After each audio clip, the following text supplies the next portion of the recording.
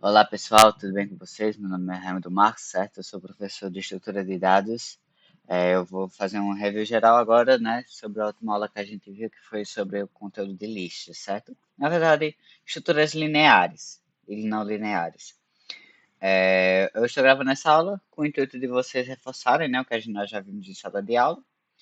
E como eu falei, eu não vou cobrar que vejam, certo? Quem quiser ver, quem não quiser, não vem. Essas aulas gravadas vão servir para vocês revisarem o assunto que nós já vimos, né, de forma mais dinâmica. E aqui eu vou propor alguns exercícios que eu não fiz em sala de aula, certo? Então, eu vou separar esse vídeo, certo, em partes.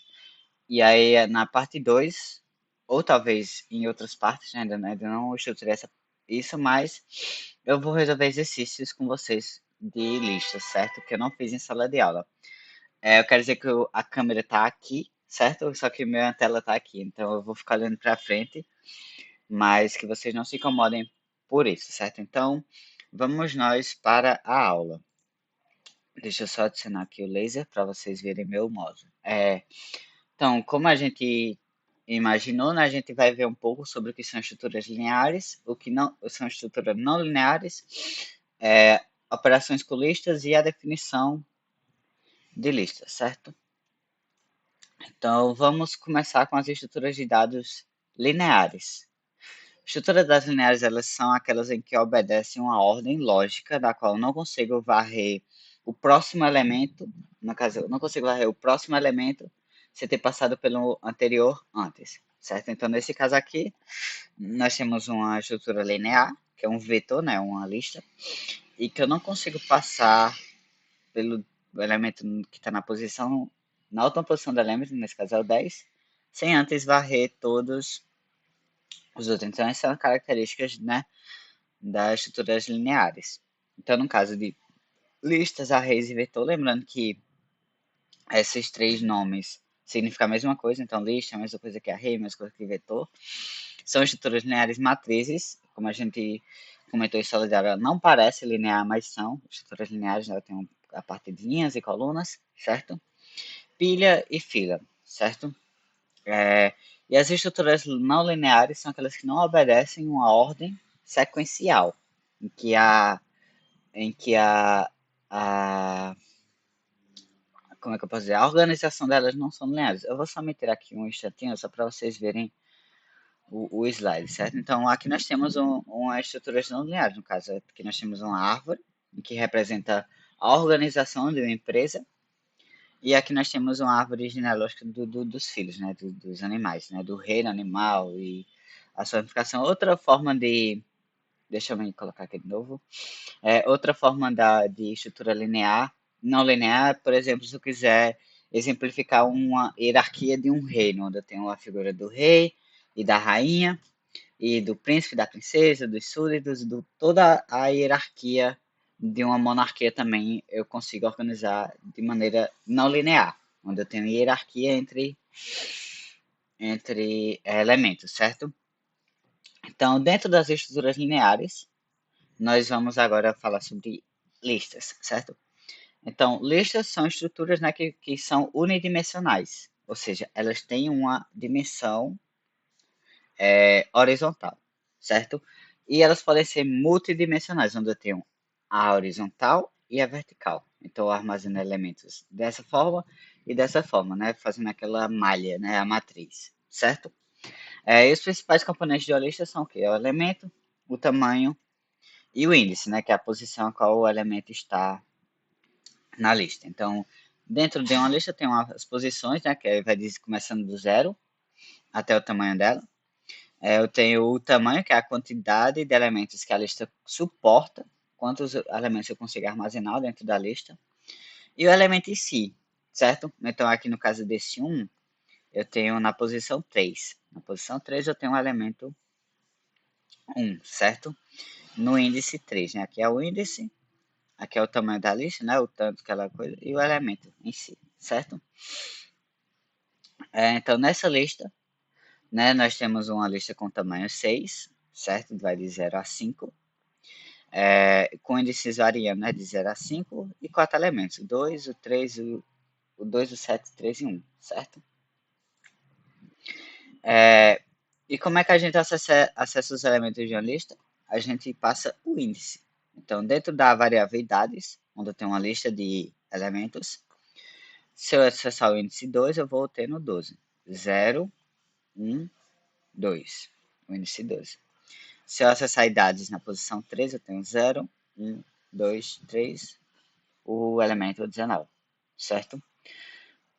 Para mim saber o tamanho da lista, a gente tem uma função no Python, onde eu jogo uma lista como parâmetro aqui, e essa função vai me retornar um valor inteiro que representa o tamanho dela, quantos elementos eu tenho na lista. Nesse caso, eu tenho 1, 2, 3, 4, 5. Então, jogando a função len da variável idades, meu retorno tem que ser 5, porque eu tenho 5 elementos variando do 0 ao 4, certo?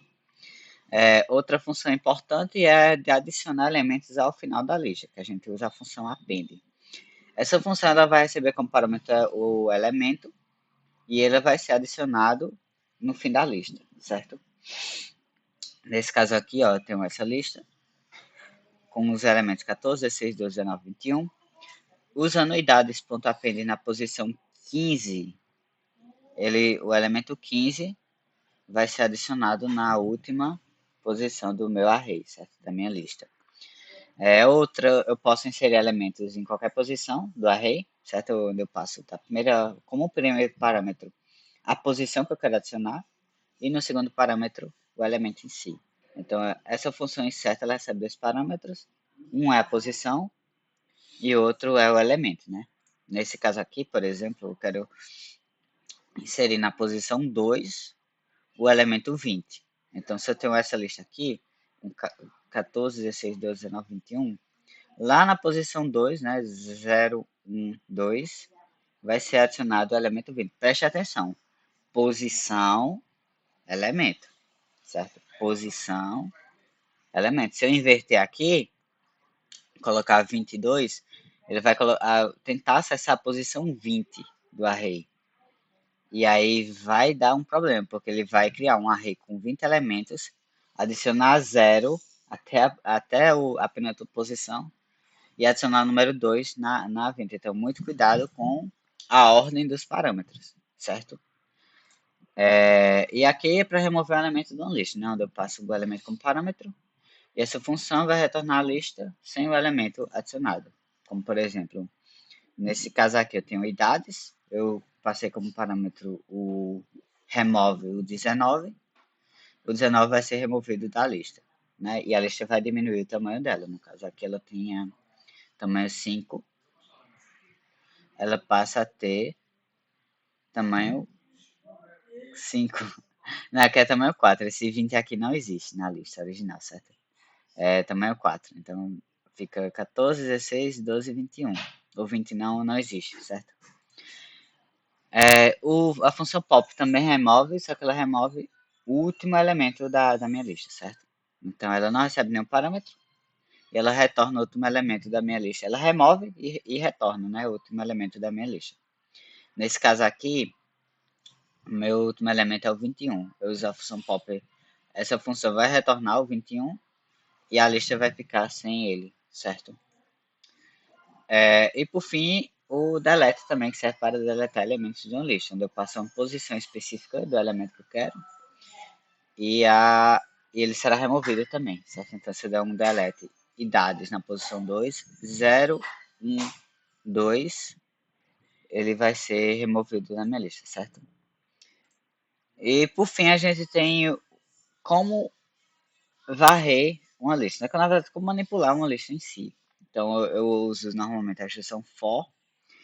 Perceba que aqui pode ser feito de maneiras, né? Eu posso usar a função range, né, para varrer o índice, ou então usar a própria variável, né?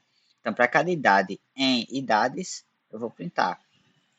Nesse caso aqui eu vou printar 14, 16, 12, 19, 21, certo?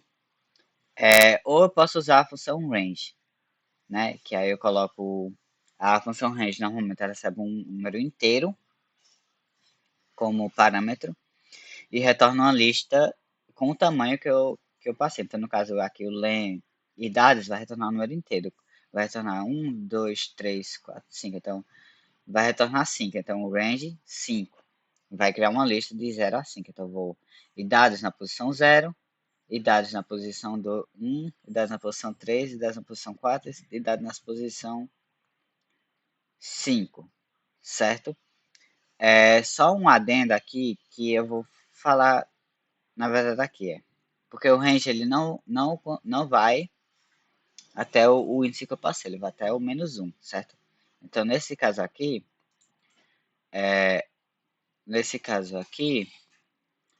ele vai de 0 a 4. 0, 1, 2, 3, 4. Ele não vai acessar uma lista com um 5, certo? E o range, ele tem uma sobrescrita dele, né? Onde ele recebe dois parâmetros, é o início e o fim. Então, se eu jogar o range 2, 6, eu vou ter uma lista onde ela vai começar no 2 e vai até o 5, que ele nunca atinge esse limite aqui, ele vai sempre menos um dele, que vai de 2 a 5. E tem uma outra sobrescrita dele que ele recebe o período, né? O pace, de quanto em quanto eu vou variando, no caso. Se eu tiver uma lista 2 até 11, eu vou variando de 2 em 2. 2, 4, 6, 8, 10, porque ele nunca vai atingir esse limite, certo? Então é isso por hoje, certo? Por agora. Eu fiz a revisão geral de listas. No próximo vídeo eu vou trazer exercícios e vou responder aqui com vocês. Onde a gente vai abrir a IDE, vai codar realmente em Python e vamos aplicar esses conceitos, certo? Então fiquem aí que na próxima aula a gente se vê, certo? Qualquer coisa, deixa eu me tirar aqui de novo, rapidinho. Meu contato, certo? Meu e-mail, caso vocês queiram, certo? E as dúvidas vocês podem me procurar no final da aula ou em qualquer lugar nos corredores, se me ver, enfim, certo? Então, até daqui a pouco, certo? Na próxima aula. Tchau, tchau.